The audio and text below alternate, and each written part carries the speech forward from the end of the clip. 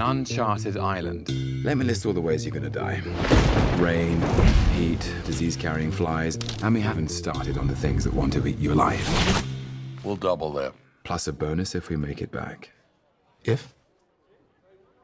I'm Devin. I'm Francisco.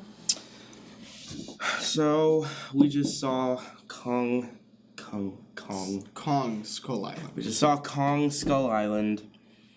Why don't you start? You want me to start with... Okay. Start so, however you want.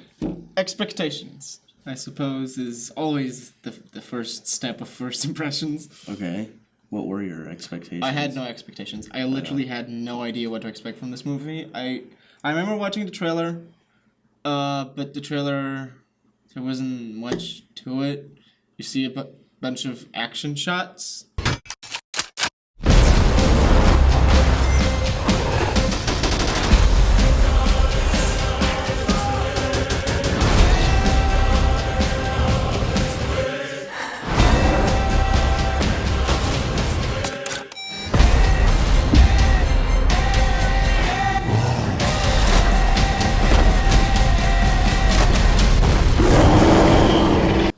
And you realize that it's probably a movie with action.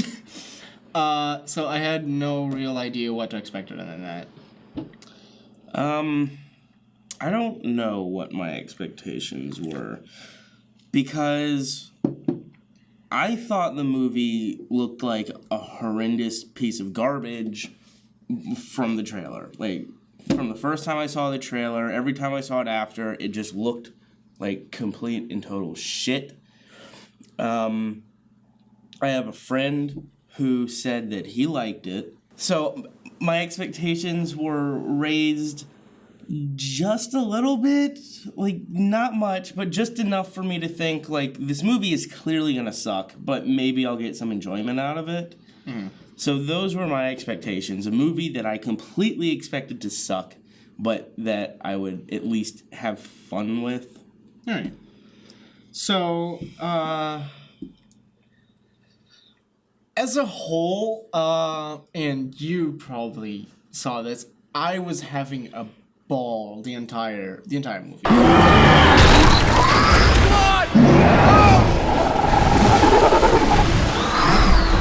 I was enjoying myself thoroughly, I was laughing, and I was baffled all throughout the movie from frame 1 to credits, basically. Now,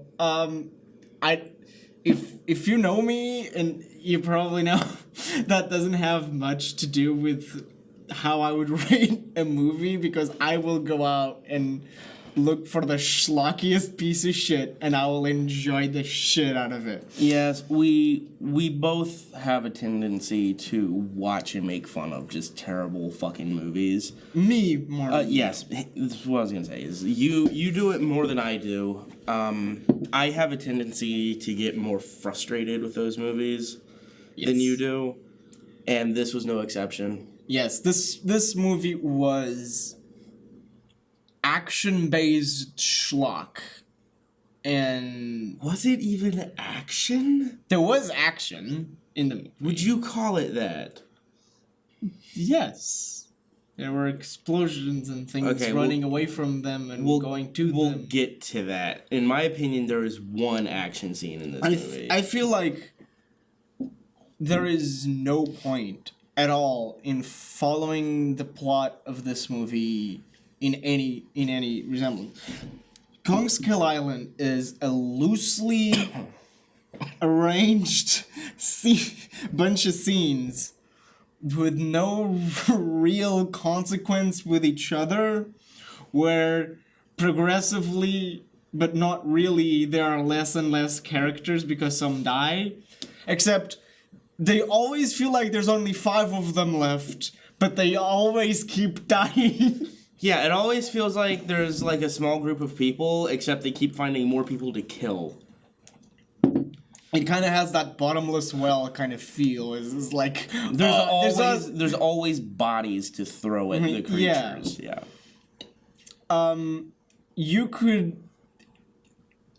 fill a landfill with the amount of throwaway characters and scenes in this movie. Like, It's because every single character is throwaway. that's true. And I mean, if you could cut half the scenes in the movie and not lose one thread of plot, at all. Yeah, well, likewise, you could also cut half the scenes characters. in the movie. Well, not just the characters, but you could cut half the scenes in this movie out and have a better plot.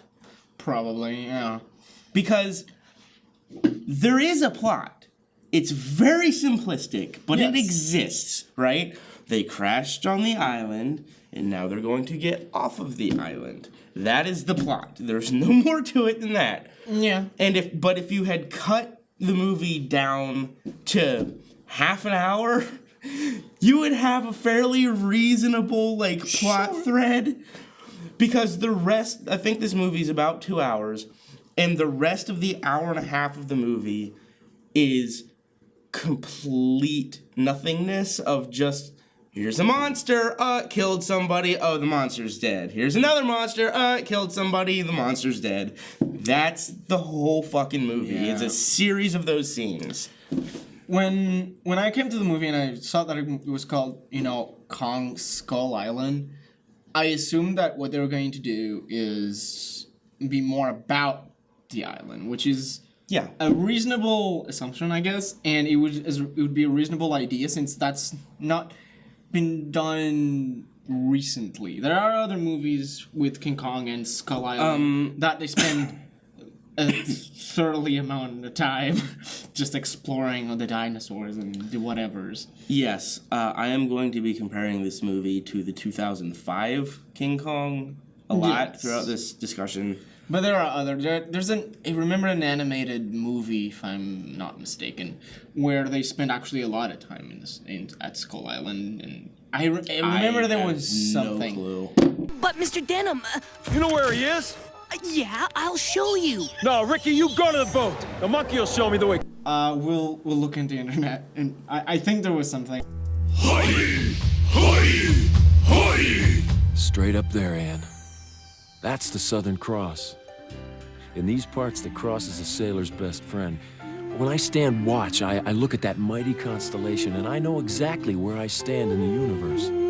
I'm gabbing too much and saying nothing. Why can't I clam up? I've never been this way. This isn't like me. I'm never silent, completely tongue-tied, without a word to say. I've never seen this girl before. I've never met this man, but it's as if we've been together since our lives began.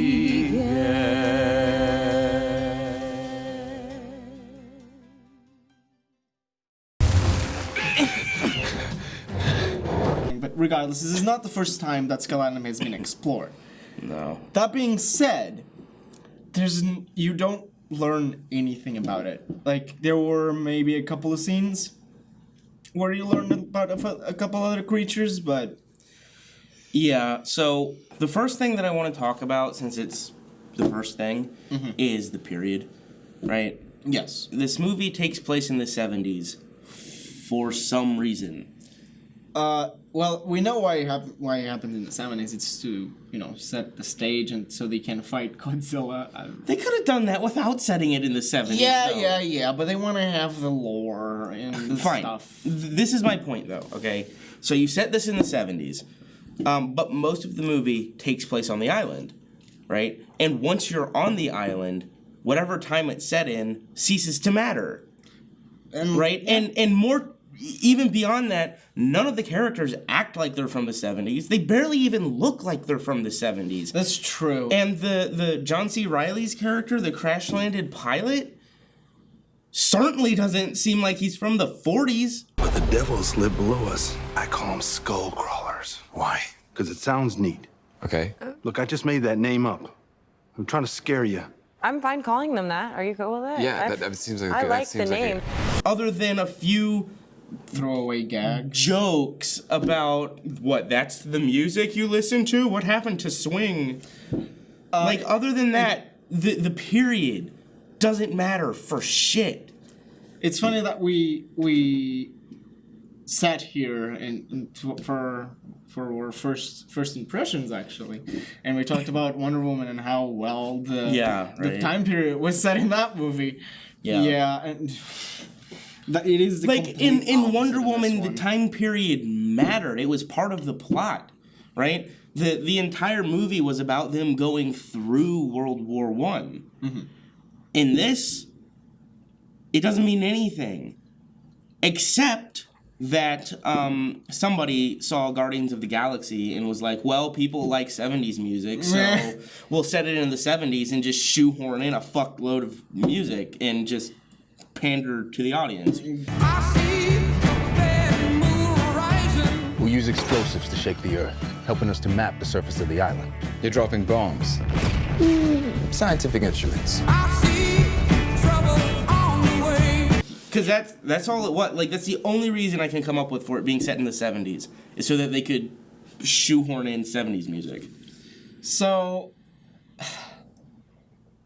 this I'm trying to find like a way to grab the story at a certain point and kind of tell you guys about it, but it's because there's so not hard. a story. It's so hard. Like This is two in a row now where the Yeah. movies haven't had a story. First, let's talk about the what I had assumed, like any sane person would, who would be the main character. I had no idea. John Goodman. Because he's John Goodman? In No, the movie? because the first 10 minutes or more of the movie focused on him. And then the movie just sort of fucked off and did whatever it wanted. Like, they set up a main character, and then he was just sort of there. Like, he vanished for 20 minutes of the movie and then was eaten and didn't matter anymore. They had John Goodman for literally no reason. And then you have Samuel L. Jackson, who's also introduced in a weird shot that focused on the beer he was holding and then panned up to his face, which again, any normal person would assume that means he has a drinking problem, especially since he was supposed to be on the job. That meant nothing. It meant he was on edge. I guess. He's a wild guy. Yes. So John Goodman talks a senator? John Goodman talks a senator into letting him go to the island with a military Why expert. would a senator... Whatever. So fine, he talks him in... He talks his boss into letting him go onto this expedition, onto this newly discovered island that looks like a hilarious cartoon skull. I couldn't see it. You couldn't? No, I tried a bunch of times. I felt like I was looking at a magic picture. It was sideways. Like, I can kind of see it, but I never really saw it. You know what I mean? Okay, do you remember forget if it was Burger King or McDonald's, but the guy who had a crescent moon as a head? It kind of looked like that a little bit. Okay. Anyway, so they go to this island and they're on this ship, right? And the first thing that they run into is there's a big ass storm. Right? And everybody's like, let's turn around, the weather's too bad. So, yet again, John Goodman talks these people into flying not just one, but an entire fleet of helicopters through this storm. Like thunderstorm. Like, nobody says no to this guy. Just... He's a charismatic guy. No, he's not. He's John Goodman. Come on, you. John Goodman's charismatic. His character say sure no as to fuck John isn't. Goodman? I would say no to this character. I mean, yeah, like, they sort of agree to just do it for no reason. Samuel L. Jackson's character is just like, yeah, we can do that. Because Samuel L. Jackson's character is just the military leader stereotype who thinks that they can just do whatever they want. And he that, is beyond a B movie. Yes, he is. Like, whereas he's... Like, in a lot of these movies, you have the military being so, guns shoot first, ask questions later, to the point of being self-destructive. But Samuel L. Jackson is self-destructive first, and anything else later. Yeah, that's the thing. Is like he's not even shoot first, ask questions later. He's find something to shoot and Yeah. then don't even ask questions. Yeah, I mean, Right. it is And so- I will give it to him. I think Samuel L. Jackson knew exactly what movie he was in. Oh, and didn't yes. give a fuck and just played it up and was just a crazy psychopath. What I don't like about it though is that it wasn't so blatant. Like it sounds like we're saying like he is. He is in Yeah. freaking Terminator or He something. he No. wasn't as cartoony He's as he not could have as been. cartoony as he could have been. He's not as like you can't feel the pleasure that he was going through. I mean, Samuel L. Jackson while doing this character, which he should have had. He should have felt like he Yeah. was having a freaking ball watching. Sam acting. Jackson, I think, knew what movie he was in, Yes. but simultaneously was taking it maybe more seriously than he should have, because Yes. he really should have been really just cartoony Hamming it up. and hammy and just chewing the scenery. He's not like he's actually kind of subdued. The reason I say that he knew what movie he was in is because the few times there are a few moments of him just like going over the top. Yeah. Right? Where he was like, Kong has like swatted away the helicopters and the camera just pans into Samuel L. Jackson's face looking like a complete lunatic. You know, there are those moments, but most of the movie, he's just sort of way more subdued than he should be. Anyway, so Goodman talks them into flying the helicopters through the storm. They do so. They get to the island, and the first thing that they start doing is dropping bombs on it. Now, the bombs, like, I get it, okay? The bombs were supposed to be this scientific thing where it's like you drop a bomb here and then you measure. Except they weren't. Like, yeah, see, that's the thing, right? I had assumed that what the bombs were would be like, the beginning of Jurassic Park, right? Where they're firing like these weird shotgun shells into the ground and getting like a sonar reading of it. I assumed that it would be something similar, where it's like you set off, you dig a hole, you set off the explosive, and then you get a reading from it to see if there are any hollow points on the island. But that's what they were doing. No, they didn't like dig a hole and then set it off. They were just dropping the fuckers from a helicopter. Yes, like multiple at a time. Yes, but they had like a computer with a video game, and they were like, do you look at this data and you have this awkward thing that? Yeah, it looked like it was looked like a awful. 70s arcade It was machine. amazing. Yeah, like if you wanted to have that, scientific thing, you would have these people, digging down a little bit, drop the explosive with like the wire hanging off of it, and you're like 3, 2, 1, fire, boom, and then you get a reading, and you're like, there's nothing here. That's not what they were doing. No, here you have a series of beauty shots. Were they even beauty shots? Some of them were with the helicopter. Okay, fine, but most of the time it looked like some shit out of Apocalypse Now, where all of the characters were just going insane, bombing deer and shit.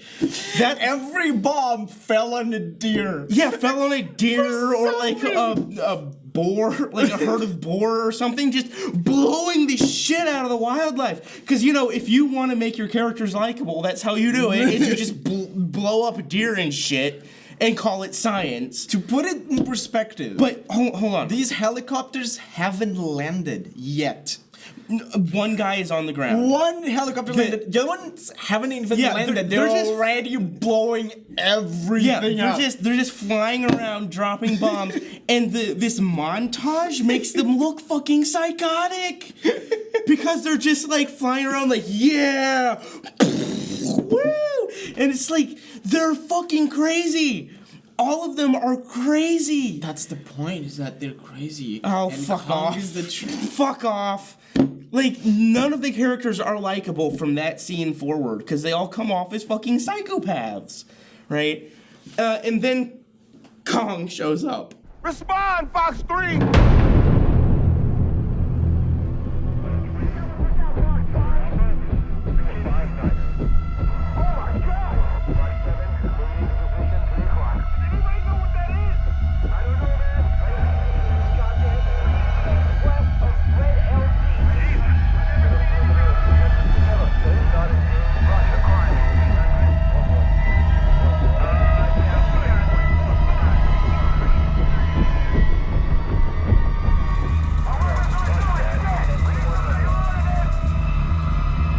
a monkey? Out of nowhere. Oh yeah, in the middle of this, just Kong there now. In one of the worst shots I've seen in a big budget movie in I don't even know how long, where it's like the camera's like mounted in the helicopter, right?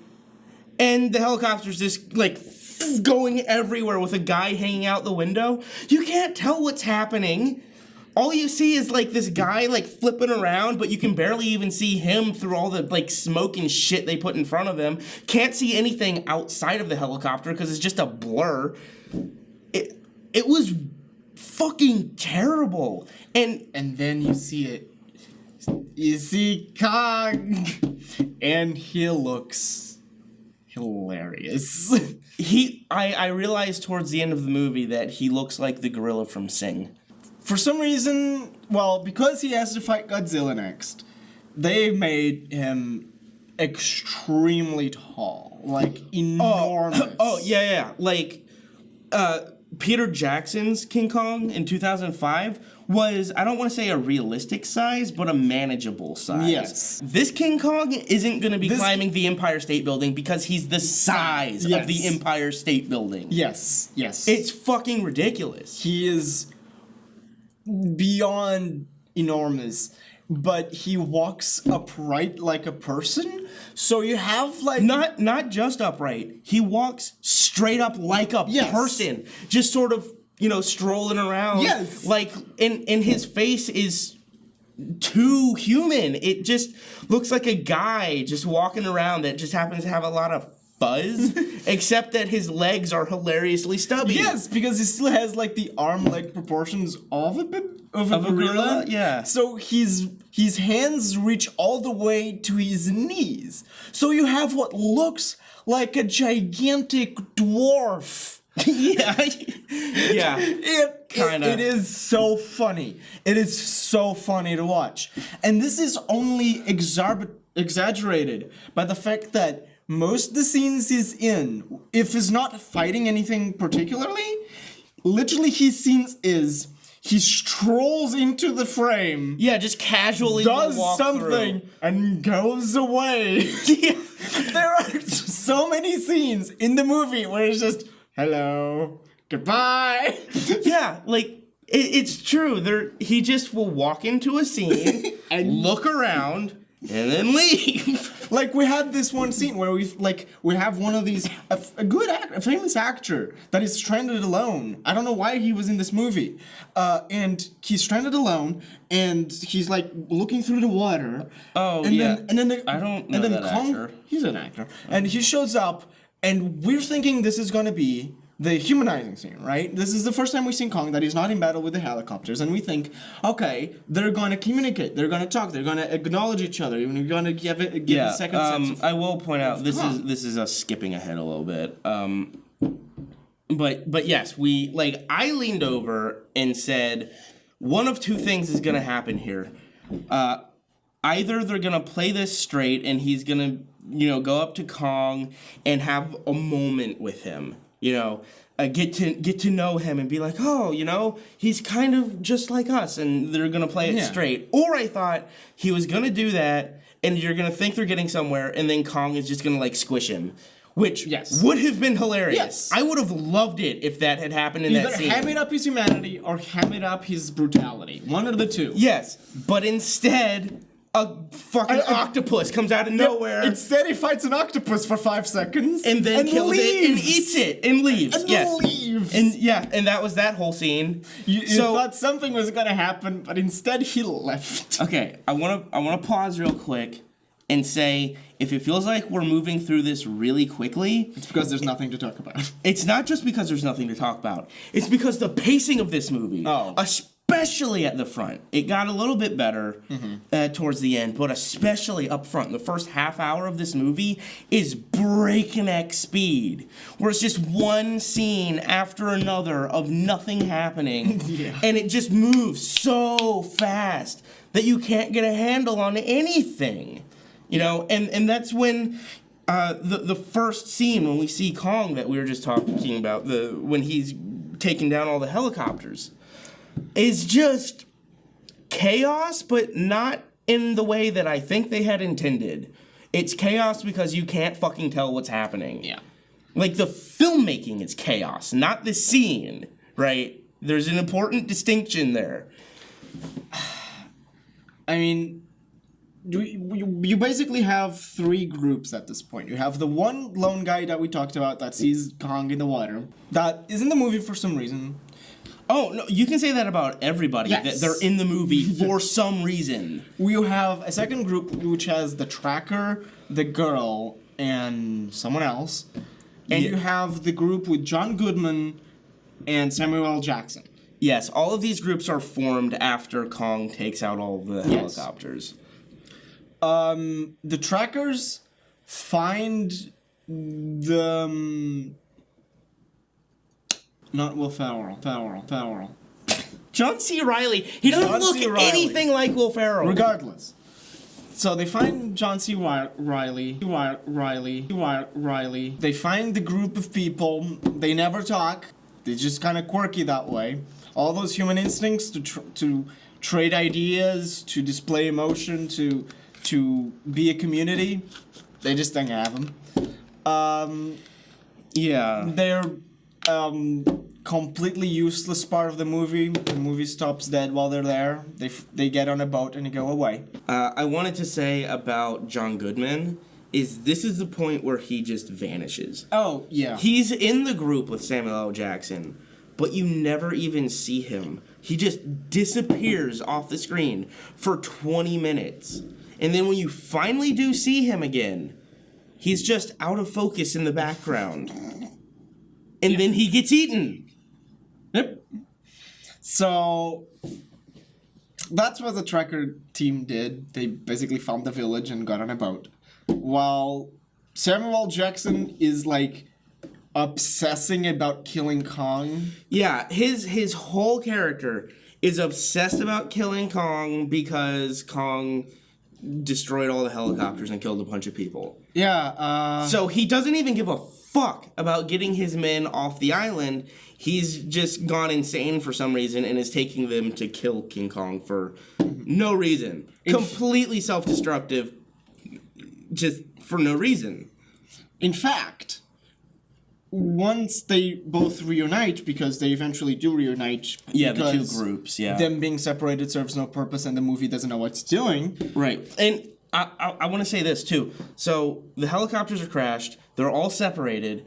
Most movies, that would be a thing, like trying to regroup and you know, how the characters deal with trying to find each other. Nah. They just sort of accidentally find each other. Yeah. It meant nothing at all. It shouldn't have even been in the movie. So they find each other, and Samuel L. Jackson refuses to go the direction that the tracker said they should go in order to be rescued, and instead he wants to go to the other place, which he knows for some reason that other guy that we said was alone might have been. Crash site's just on the other side of this valley. We'll cross through and make it to the highest point west. This place is a real no-no, sir. We need to be going to the north side right now. And you welcome to do that, my man. By yourself. I'm not leaving Jack out there. Now who's with me? Yeah, he wants to go find the guy who's alone. Yes. You know, the no man left behind Yes. kind of deal. But he has no reason to know where he would be. No reason, but he just decides that it's this place. And they never even make it there, do they? No, the movie because just detours. while they're going there, which you know it's dangerous, you, the audience, already know he died in an off-scene death for some reason. So you already know it's fruitless. And they're going, and no matter how many people die in the process, Samuel L. Jackson just wants to keep going. I also want to point out that some people might try to make the argument that, oh, that's his character, he is self-destructive, he is insane. But the point is, the movie plays it up cartoonishly. Yes, even though Samuel L. Jackson doesn't. Yes. He is a fucking cartoon character. So you can't have that thing where you like take him seriously as a threat to the characters, like he's self-destructive and he's gonna get them all killed. You can't feel that as an audience because he's a cartoon. So they go and try and find the guy. While they're looking for him, one of the bad guy monsters coughs up his skull that has his dog tags around it. His dog tags. So they were like, well, but Samuel L. Jackson's like, no, let's keep going in this direction so I can kill Kong. Because we'll go in this direction to find him? What? Yeah, they just sort of assume King Kong is over there, so they go over there. But they're right, though, because King Kong in this universe is just everywhere. No, his habitat is around a bend. That's where he lives. Wherever a bend is, that's where he comes from. Yeah, that's true. If there's a corner somewhere, he'll walk out of it. Yeah, that is true. So Sam Jackson goes, and there's like a whole thing between the two groups where, we should mention this, that the tracker guy sees that Samuel L. Jackson has gone insane, and so he says, in a very tense scene, which wasn't tense at all, says, I'm going to take the civilians, and we're going to go where we know that the boat is coming. You guys can go kill Kong if you want to. And Samuel L. Jackson he says, okay, and they part ways. Except that they don't. Yeah. Right? He says he's gonna go take the civilians, but then he just shows up again next to Samuel L. Jackson. They have a detour where they have a spirit journey with Kong. Oh yeah, that's true. Wasn't that before? They split up. No, they do split up. And while Samuel L. Jackson goes to find the napalm, okay, which is just there, I guess. I have no idea what order these scenes took place in. Because it's impossible to tell these scenes apart. But basically, the photographer and the tracker are just standing up on a rock. They're just standing on a rock, and here comes Kong.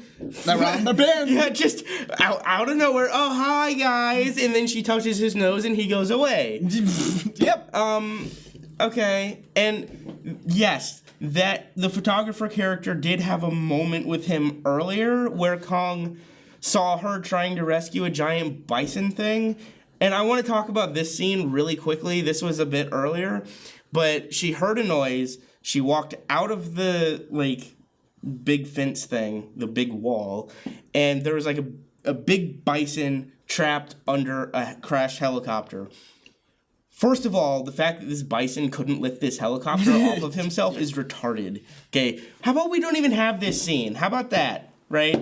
Because the only purpose the scene tried to serve is while she's trying to lift the helicopter off of the bison, King Kong shows up and lifts the helicopter off, but he has respect for her now because she tried to help. A bison.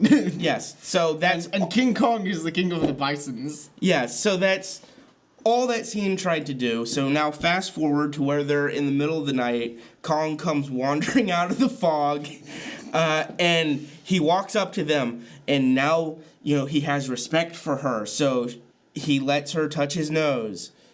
And then leaves again. Like a fucking cat. And it is at this point that I want to bring up the 2005 King Kong, where the main character in that, it had a main character, by the way.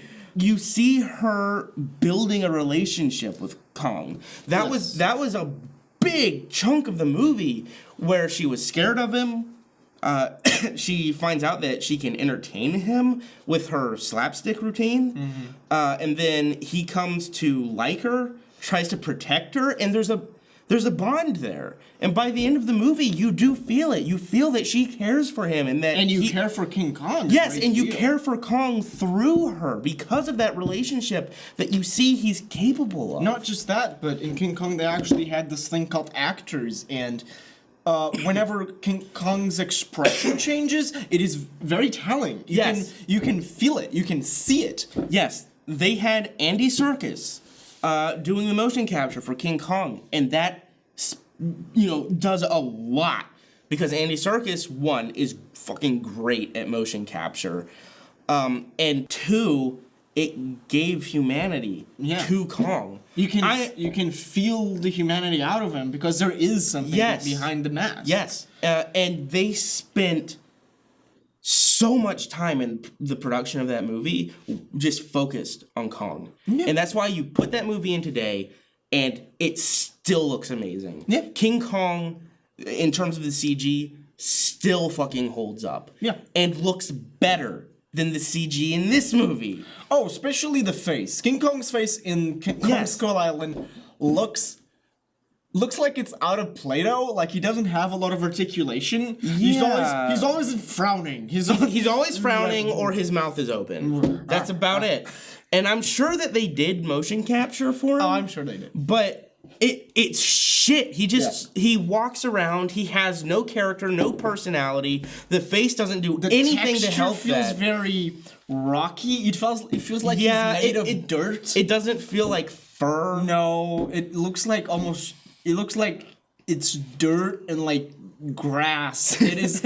He looks gross. Awful. He looks awful. I don't mean gross as in the CGI is bad, even though it kind of is. It is. I'm saying Kong feels like he needs a shower. His fur is all matted.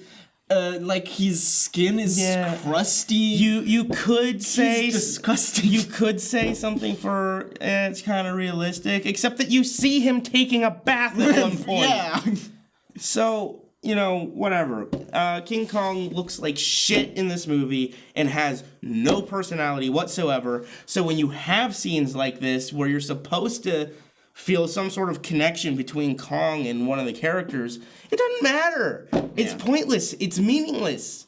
So, while all this is going on, it's established that there's some sort of breed of animal that is the cave somethings or whatever. They're the bad guys. Oh yeah, the I forget their name. Skull, what's it? Yes. The name They're big reptile bad guys. Yes, but it's the name where even the movie says it's a stupid name. Yes. And the big mother thing of these guys killed Skull's entire family. Kong. Yes, killed Kong's entire family, and that's why he's the only one. Yes.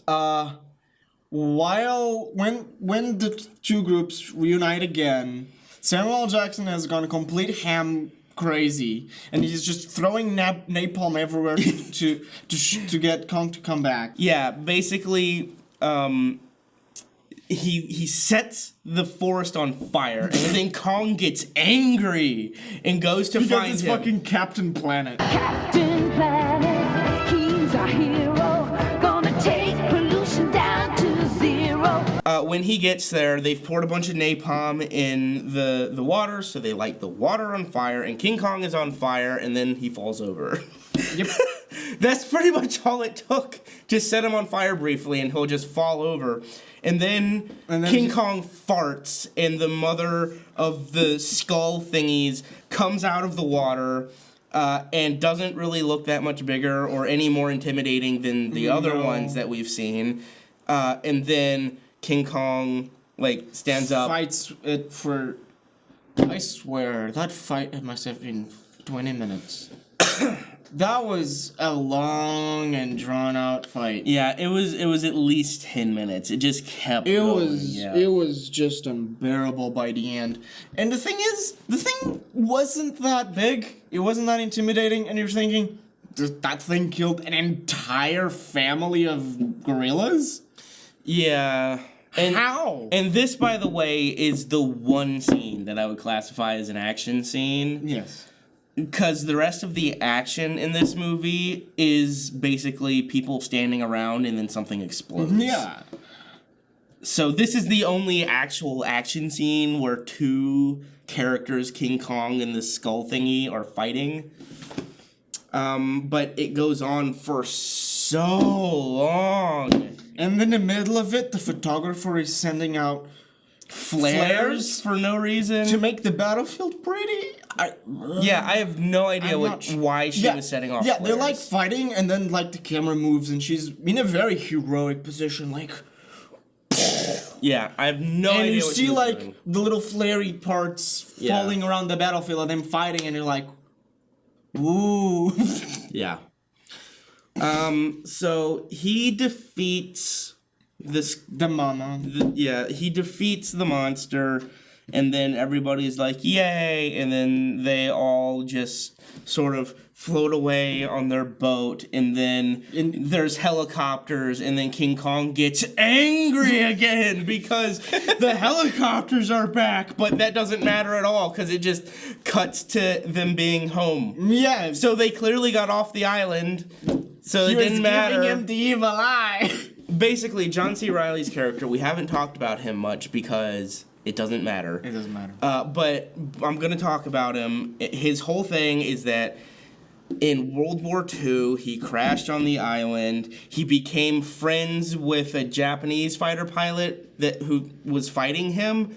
We never hear anything about their friendship, why they were friends, what they did together, and by the time our main characters get there, the Japanese guy is dead anyway, so it's completely pointless and doesn't matter. Yep. He's built a boat out of his old plane and takes the main characters down the river, which ultimately doesn't really matter. Like, they could have found one of a billion ways to write it into the script that they got there. It doesn't matter that it's a boat.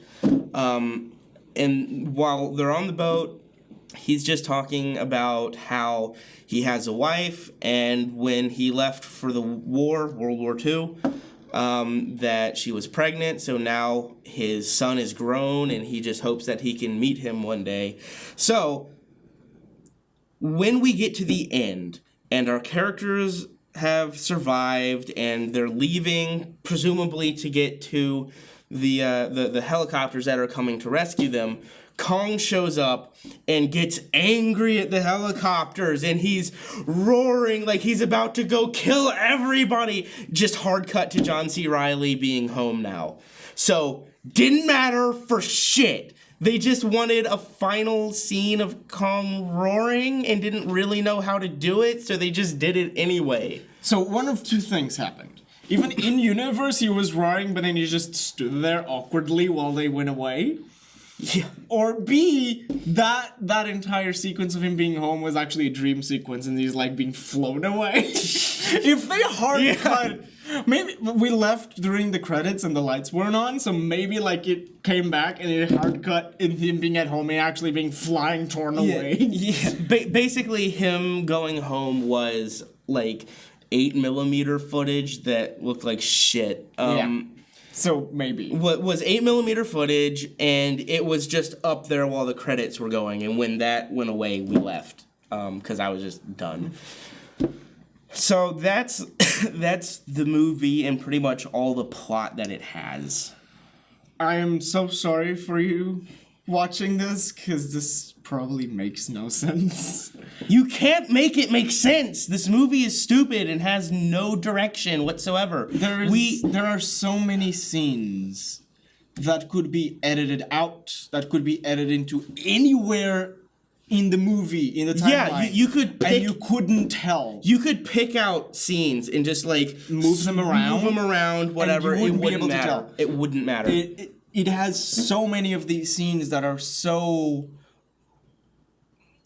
isolated in its time and purpose. I want to talk about those now because most of those scenes are the creatures that we completely skipped over because they don't matter. But let's talk about them now. Well, you have the pterodactyl birds, knifey thingies that fly one guy off a boat. Yeah, for no reason. Just a reason to kill somebody. Yeah.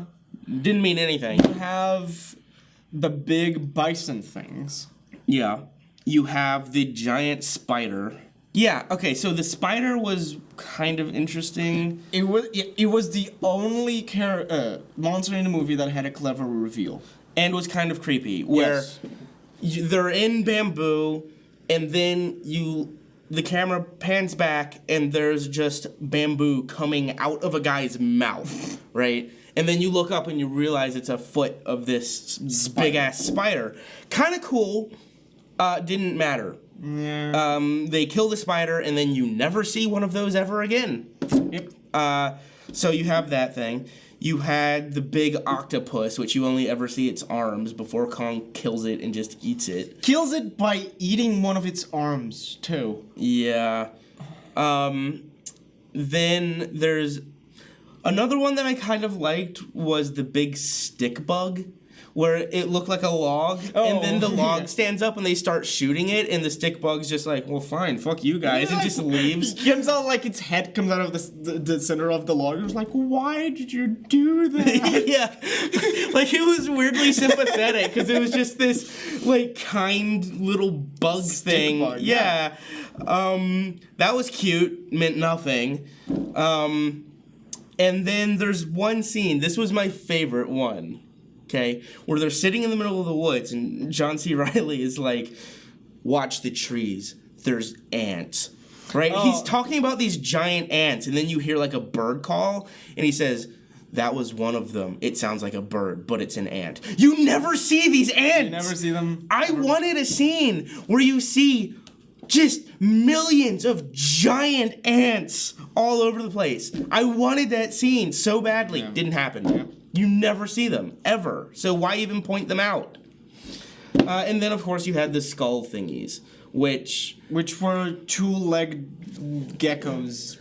Yeah, they looked like the aliens from Dreamcatcher, actually. They looked almost exactly like them, except that the aliens from Dreamcatcher had a more like, more like grayish face. Yeah. But same basic design. I mean, we've seen this design many times, where it's just two legs, a head, and then like a tail thingy.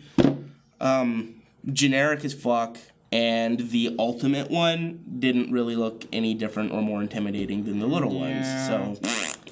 And when you're talking about scales this big, it gets to a point where it just looks stupid. Big. No, I mean, even if you point out, no, the last one was bigger, it's like, yeah, but by that point, it not doesn't bigger matter. by any real discernible amount. Yeah.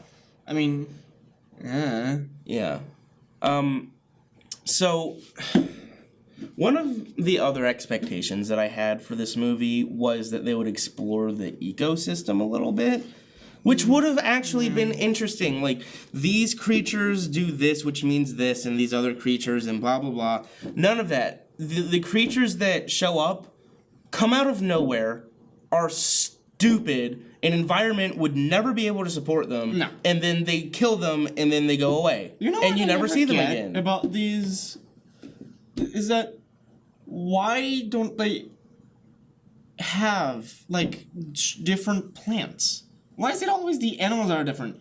Yeah. Why not have the plants that would be able to support this ecosystem? Yeah, and that's the other thing is they say that this island is God's unfinished creation, and so there's a bunch of shit here that hasn't evolved past where it was millions of years ago. But that's do they actually say that? Yes, they say Are you it's sure yes, they say they haven't evolved. They say it's untouched by evolution. They say that. Okay, I that swear doesn't to make God they sense say because that. none of these things ever were. Exactly. That's why it doesn't make sense.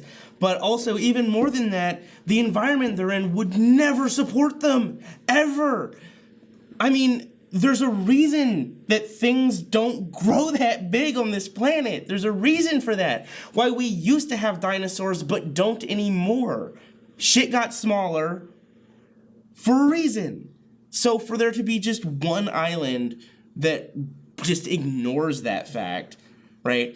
And all the vegetation on the island is just it just looks like Vietnam, and it even has regular deer and boar as you see at the beginning of the movie, and then never again. But yeah, so it just has regular deer. How did those get there? They brought them on the Yes. helicopters. They infected. And so yeah, this giant spider, what is it eating to sustain it and its species, or is it just the last one of its species? Like, is everything in this movie the last of its species? You know, what are the giant bison things eating? You know what this really made me want to watch now? What? Princess Mononoke. Because I was thinking, like usually when I think of these like forests and there's like these big animals, like they're usually like spirits, guardians or something, and They tried to do that with yeah, they tried, but they're not. Kong. Yeah, they basically just said Kong is the king because he's King Kong. Yeah, and he protects the people in the village. Yeah. Not sure how Or why. Yeah. Yeah. So, yeah. How did the people even get there? Yeah, that's true. Like, we were talking about the deer and stuff like that. How did the people get there? They say the island has a perpetual storm around it, always. Did they say that? Yes! I don't know how they got there. I don't know how they thrived. Yeah. Like, how they survived with all of this shit constantly just murdering everything? I don't know. Imagine when there were like 7 or 8 apes everywhere. Yeah. Anyway, so let's compare this ecosystem to the ecosystem seen in the 2005 King Kong. Okay? We already said about Kong, he was big, but not unmanageably so. Yes, he's okay?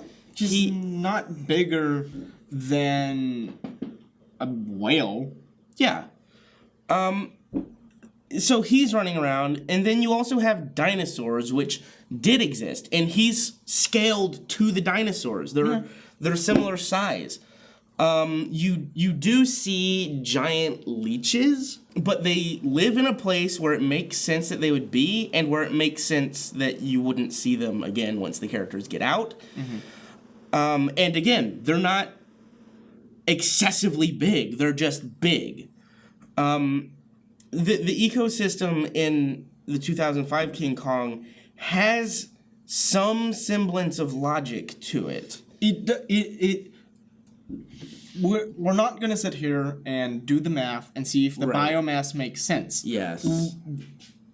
Bottom line is, when I was watching a King Kong that is literally the size of a skyscraper, who dwarves a mountain, I have to ask myself, what is that thing eating? Yeah.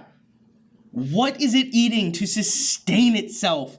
A creature that, again, like you said, is the size of the fucking Empire State Building and dwarfs a mountain. Okay, he eats one squid. How many squids are there? Yeah. How many times does he eat a day? Especially since, again, like we said, we only ever see one of any of these creatures. So it's not like we're left to assume they're literally everywhere. Yeah. In the 2005 King Kong, you see him battling dinosaurs all the time. There's clearly enough there for him to be eating. Yeah. And, I mean, you see hundreds of dinosaurs. In this, it's just one of everything. That's it. Yeah, like... That's pretty much all I have to say, is that the plot itself makes sense mostly, but that's only down to because it's so ridiculously simplistic. Yeah, well, they're there and they have to get out. But everything else just brings up questions. Yeah. Why is this here? Why is this happening? Why are these characters doing this? The characters are... simple? Yeah, you could call it simple if you want. That's one way to put it. They have next to no development. Next to? They have no... None of the characters have a character arc. Not one of them. The characters that have any connection to Kong are the ones who already did before, really. You know. And half the characters die before the halfway mark, so it doesn't even matter. Yeah. John Goodman forgets he's in the movie.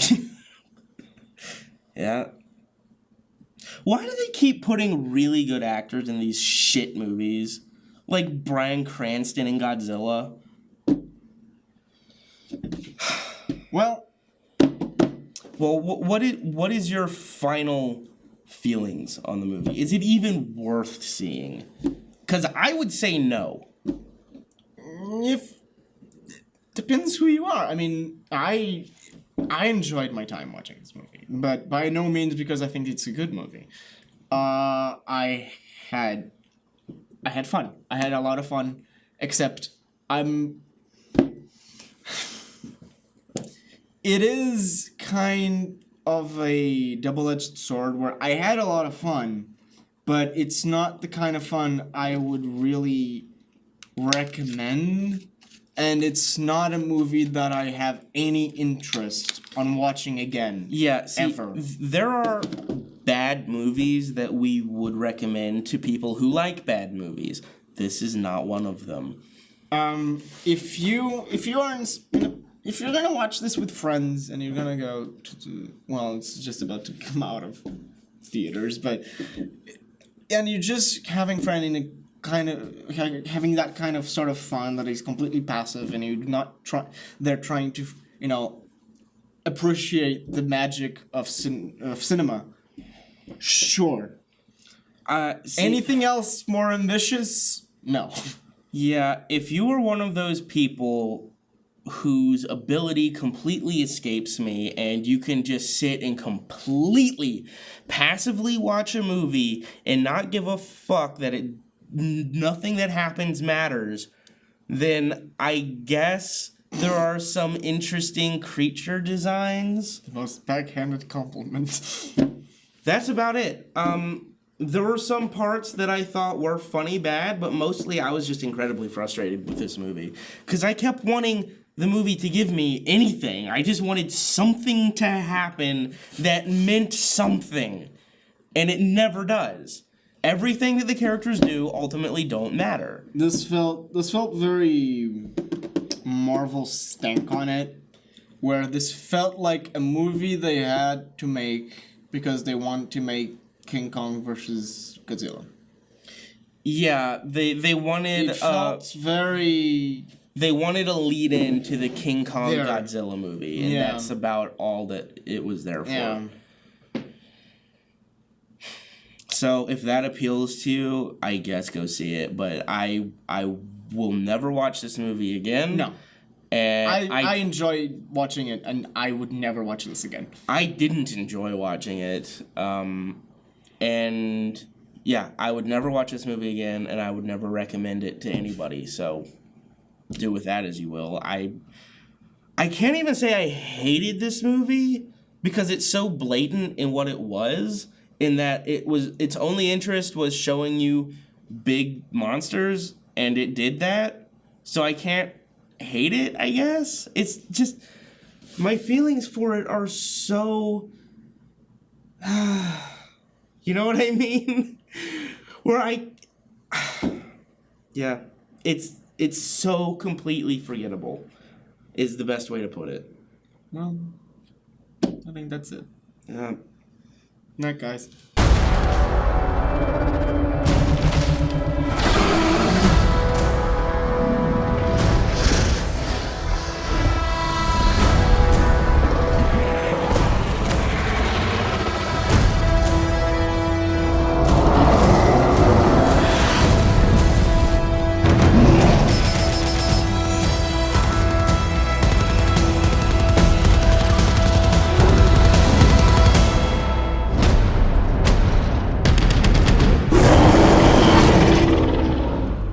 This is a good group of boys. We're all gonna die together out here. You shouldn't have come here.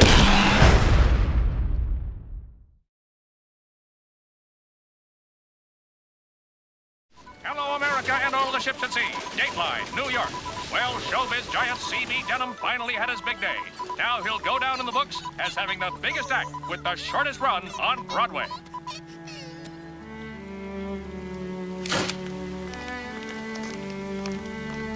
You know, chaps, when you write this story, remember, it wasn't the fall that killed Kong. It was beauty that killed the beast.